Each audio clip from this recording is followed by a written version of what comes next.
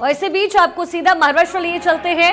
यहाँ अजित पवार अपने गुट से मुलाकात करते हुए आपको नजर आ रहे हैं। बांद्रा के एमईटी में ये मुलाकात हो रही है। अजित पवार बैठक के लिए यहाँ पर पहुंच चुके हैं और भारी मात्रा में लोग यहाँ पर मौजूद, उनके समर्थक मौजूद, वो तमाम विधायक मौजूद जो अजित पवार गुट में शामिल हुए हैं शरद पवार की पार्टी को छोड़कर। और यहाँ पर अजित पवार इस वक्त पहुंच चुके हैं और ऐसे में पवार वर्सेस पावर की लड़ाई महाराष्ट्र की सियासत में सरगर्मी तेज है। और देखिए झंडोत्तोलन करते हुए सबसे पहले ये तस्वीरें दफ्तर के बाहर से, और थोड़ी ही देर में अब इस मीटिंग की शुरुआत हो जाएगी। एमईटी सेंटर इस वक्त अजित पवार पहुंच चुके हैं। यही जगह मुकर्रर किया गया था जहां पर अजित पवार के गुट के नेताओं की मीटिंग होने वाली थी। अब आगे की रणनीति कैसी होनी चाहिए, इसको लेकर के अजित पवार चर्चा करने वाले हैं। गुट के वो विधायक जो बागी हुए शरद पवार के लिए, वो भी इस मीटिंग का इस वक्त हिस्सा है। अजित पवार बैठक के लिए यहाँ पर पहुंच चुके हैं। ये तस्वीरें महाराष्ट्र से इस वक्त मिल रही है। तो पवार वर्सेस पावर का ये शक्ति प्रदर्शन लगातार शरद पवार की तरफ से भी शक्ति प्रदर्शन किया गया। इससे पहले भी जैसे ही ये तमाम विधायक बीजेपी में जाकर शामिल हुए, जैसे ही अजित पवार बीजेपी में जाकर शामिल हुए, शरद पवार ने एक बड़ी रैली की, अपने लोगों को संबोधित किया और कहा कि पार्टी उन्होंने बनाई है और उनकी ही ये पार्टी हमेशा रहेगी। और फिर कल भी जिस तरीके से शरद पवार ने मीटिंग की अपने पार्टी के कार्यकर्ताओं के साथ, विधायकों के साथ, और कहीं ना कहीं शक्ति प्रदर्शन इसलिए भी क्योंकि इन्हें शपथ पत्र साइन करके, सिग्नेचर करके देना होगा ताकि ये पता चल सके कि अजित के गुट में और शरद के गुट में कितने विधायक हैं। क्या वाकई शरद पवार के तमाम विधायक बागी हो चुके हैं? ये एक अहम सवाल इस वक्त बना हुआ है।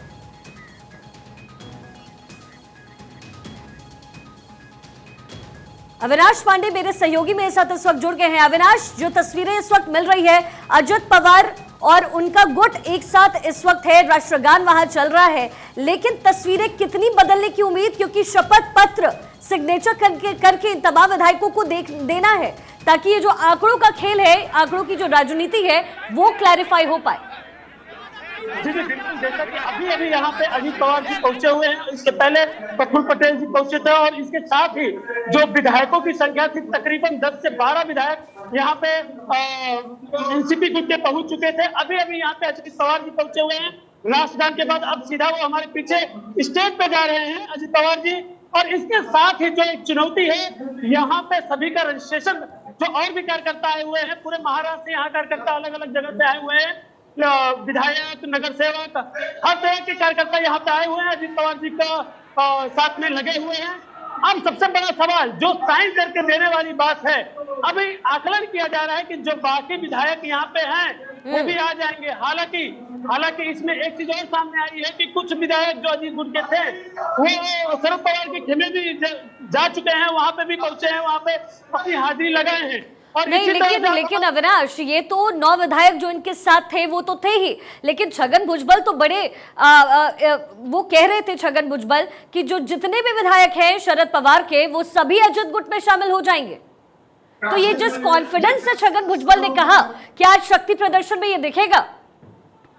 जी बिल्कुल, ये साफ तो अभी कुछ इस पे कहना जल्दबाजी होगा, क्योंकि 11 बजे का जो समय दिया गया था, 11 बजे से तकरीबन अब 12:05 हो गए हैं, अभी तक पूरे विधायक यहाँ पे नहीं पहुंचे हैं जिस तरह से छगन भुजबल जी दावा कर रहे थे। लेकिन कयास लगाया जा रहा है कि जो बाकी विधायक है वो जल्द से जल्द यहाँ पे पहुंचेंगे। और अभी प्रफुल्ल पटेल जी यहाँ पे पहुंचे हुए हैं, अजित पवार जी पहुंचे हुए हैं, इसके साथ में और भी विधायक ऑन द वे हैं। लेकिन ये एक कहीं ना कहीं अजित पवार के गुट के लिए एक बड़ी बात है कि कुछ विधायक शरद पवार के खेमे में भी नहीं अविनाश, बड़ी बात तो है, लेकिन चुनौती भी तो बड़ी है ना अजित पवार के लिए, क्योंकि पार्टी को तोड़ने के लिए चाहिए कुल 36 विधायक, और वो कह रहे हैं कि मेरे पास 40 प्लस हैं, लेकिन फिलहाल तो 9 ही नजर आ रहे हैं। ये आपको ज्यादा नजर आ रहे हैं? वहां पहुंचा है क्या कुछ और? जी 9 विधायक जो कहा जा रहा था, उससे अब यह संख्या 10 से 11 तक पहुंचा हुआ है। लेकिन अभी भी यहाँ सारे विधायक जो कि दावा किया जा रहा था वो अभी नहीं पहुंचे हैं। कयास लगाया जा रहा है कि अगले आधे घंटे के अंदर यहाँ पे बाकी के विधायक आ जाएंगे। अब छगन भुजबल जी के लिए, अजित पवार जी के लिए एक बहुत बड़ा चुनौती चल रही है। अजित पवार पहुंच चुके हैं, लगातार हम दर्शकों को तस्वीरें भी दिखा रहे हैं, लेकिन जो वहां पर उनकी कार्यकर्ता मौजूद है, क्या आप उनसे बात कर सकते हैं? जी हमारे साथ कुछ कार्यकर्ता अभी यहाँ पे खड़े थे, लेकिन हम उनसे फिर बात करना चाहेंगे। क्या क्या कहना चाहेंगे जिस तरह से यहाँ पे विधायकों की संख्या अभी 10 से 11 ही आई है, आप क्या कहना चाहेंगे, किसके साथ है? तो अजीत दादा के साथ है और हमारे धनंजय मुंडे साहब के साथ ही है हम। हाँ, वो धनंजय मुंडे साहब की वजह से हम इधर आए और अजीत दादा के साथ ही है। अभी काफी विधायक यहाँ पे आए नहीं हुए हैं और कुछ विधायक उसमें से शरद पवार के खेमे में जा चुके हैं। हाँ, तो उस पर क्या कहना चाहेंगे? तो उनका है जो दादा के साथ तो हम करते हैं, दादा के हमारा काम करते हैं, उनके साथ ही हम है जी। उनको दादा के साथ तो रहने वाले हम जी। इसके साथ भी कहीं ना कहीं एक इमोशनल कार्ड भी खेला जा रहा था, जो कि जगह जगह पे पोस्टर लगाया गया था।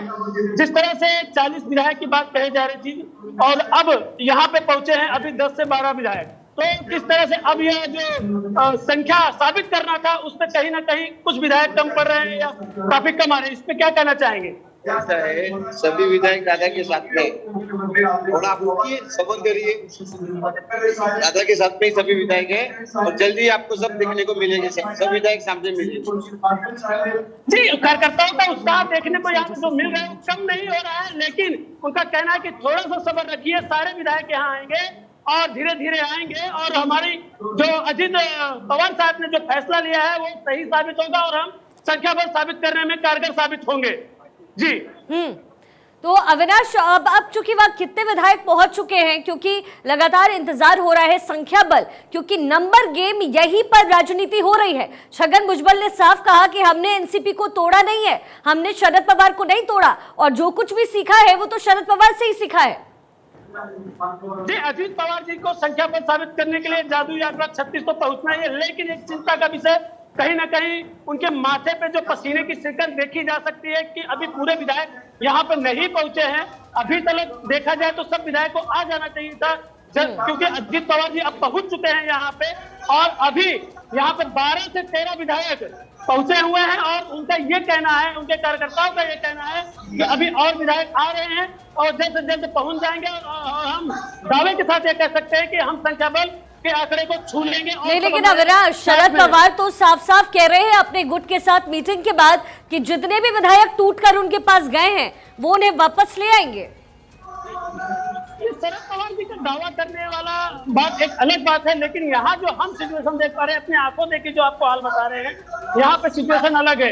राजनीति है, जो दावा करना है वो तो दावा अपना करेंगे ही, लोगों को लुभाने के लिए, लोगों को मोटिवेट करने के लिए कि अभी भी कुछ बिगड़ा नहीं है, जो विधायक हमसे दूर जा रहे हैं तो विधायक हमारे पास आ जाए।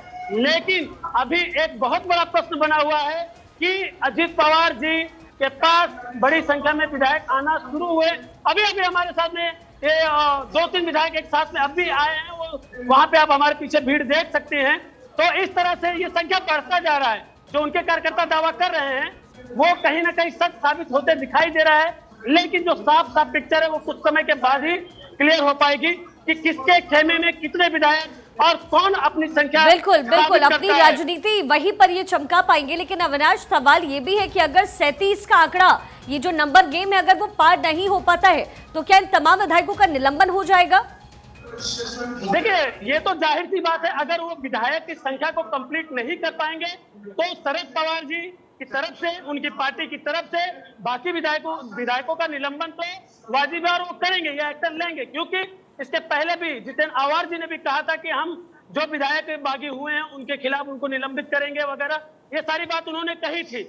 लेकिन अब ऐसे में आप देखेंगे जैसा एकनाथ शिंदे शिवसेना के गुट के साथ में हुआ था, आज यहाँ पे सिचुएशन एकदम सेम टू सेम है, वैसा ही चल रहा है। जिस तरह से वो इमोशनल कार्ड खेला करते थे लेकिन वो उसमें सफल साबित नहीं हुए, इसी तरह से शरद पवार की तरफ, शरद पवार जी की तरफ से लगातार इमोशनल कार्ड खेला जा रहा है, इमोशनल किया जा रहा है, लेकिन अभी भी उनकी जो संख्या है वो पूर्ण होती दिखाई नहीं दे रही है। नहीं, लेकिन अगर अविनाश ये संख्या बल पूरी होती नजर नहीं आ रही है तो फिर अजित पवार ने कुछ तो पहले सोचा होगा जब वो भाजपा में शामिल होने जा रहे थे। सिर्फ यही तो दिमाग में नहीं होगा कि उन्हें डिप्टी सीएम बनना है, ये आंकड़ा उनके पास रहा होगा या फिर सोचा होगा, क्योंकि निलंबन की स्थिति तो पहले भी बन रही थी। निलंबन की स्थिति तो पहले भी बने, बल्कि यहाँ तक बात हो गया था कि अजीत पवार के गुट जो सांसद शरद पवार जी के विधायक जो शरद पवार जी के पास बचे हुए हैं उनको निलंबन करने की बात चल रही थी। लेकिन अब जो यहाँ पे अब आज संख्या बल साबित करने का जो मौका आया है, यहाँ पे जो एक बड़ा आयोजन बांद्रा में हुआ है जहां से हम आपको लाइव रिपोर्टिंग करके बता रहे हैं, सारी कहानी दर्शकों को बता रहे हैं। यहाँ पे सीधी सी बात है कि वो संख्या बल का जादुई आंकड़ा अभी अजीत पवार जी छूते नजर नहीं आ रहे हैं। हालांकि आगे छुए ये अलग बात होगी, लेकिन अभी ऐसा कुछ पूर्ण रूप से कहना सही नहीं बिल्कुल होगा। जल्दबाजी होगी क्योंकि अभी तो मीटिंग शुरू भी नहीं हुई है। लेकिन अविनाश, अगर आज जादुई आंकड़ा अजित पवार गुट पार नहीं कर पाता है तो जाहिर तौर पर शरद पवार और कांग्रेस की तरफ से फ्लोर टेस्ट की मांग तुरंत हो जाएगी, फौरन हो जाएगी। जी जी बिल्कुल, फ्लोर टेस्ट की मांग जो तुरंत हो जाएगी, ये तो जाहिर सी बात है। और इसके पहले उन्होंने कहा भी था कि हम अपने संख्या बल साबित कर रहे हैं और आसानी से कर रहे हैं। देखिए, पहले ये माना जा रहा था कि शरद पवार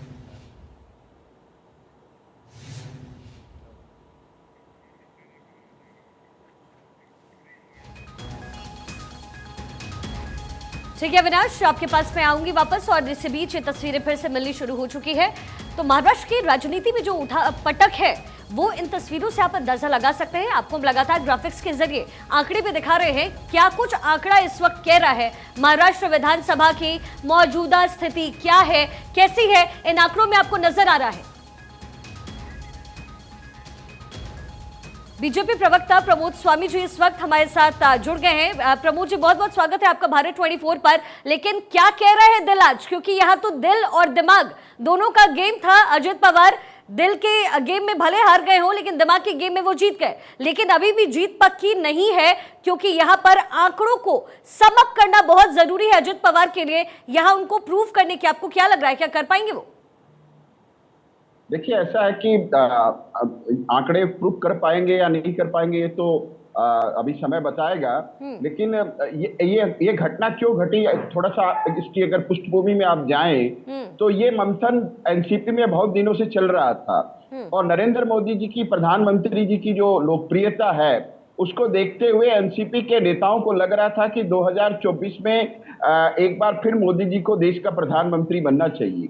लेकिन जैसे ही शरद पवार जी राहुल जी के समर्थन में आए तो उसके बाद से इन लोगों को लगने लगा कि अगर राहुल गांधी के साथ हम जाते हैं तो हमारा राजनीतिक भविष्य जो है वो उज्जवल नहीं है। और देश की और महाराष्ट्र की जनता की जो डिमांड है, जो चाहत है, वो मोदी जी को देश के प्रधानमंत्री के रूप में देखना चाहते हैं। और एनसीपी के नेताओं ने भी कहा कि इसके ऊपर में एनसीपी में कई दिनों से चिंतन और मंथन हो रहा था और उस चिंतन मंथन में शरद पवार जी भी शामिल थे। तो शरद पवार जी राजनीति के चतुर खिलाड़ी हैं, कब कहां पासा फेंकेंगे पता नहीं चलता है। लेकिन आज जो एनसीपी का जो कार्यकर्ता है वो ये चाहता है कि देश का प्रधानमंत्री 2024 में एक बार प्रमोद जी, ये तो बिल्कुल आप सही कह रहे हैं, देश की जनता चाहती है। लेकिन सवाल आज यहाँ पर प्रधानमंत्री मोदी का नहीं, यहाँ सवाल है कि जादुई आंकड़े जिसको छूने की बात अजित पवार कर रहे थे, क्या बीजेपी को लगता है कि आज वो हासिल हो पाएगा? मैं आपसे इस पर जवाब लूंगी प्रमोद जी, लेकिन फिलहाल वक्त एक छोटे से ब्रेक का है। फौरन हाजिर होते हैं क्योंकि लगातार महाराष्ट्र की राजनीति से ये तस्वीर बन रही है जो बेहद दिलचस्प है। फौरन हाजिर होते हैं।